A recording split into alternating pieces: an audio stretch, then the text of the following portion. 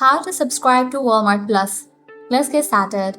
Launch your Walmart app. Make sure you have already logged into your account. You'll land to the shop page.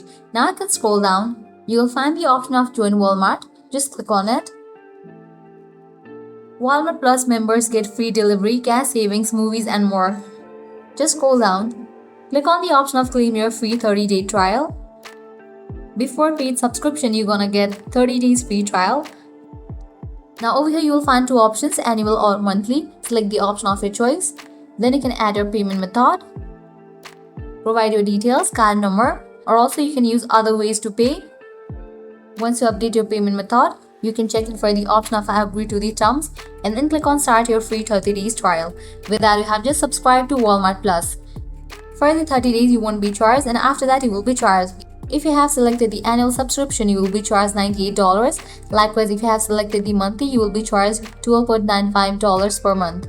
So, this is how you can easily subscribe to Walmart Plus. At the end, if you guys find this video helpful, don't forget to like, share and subscribe to our channel. Thanks for watching.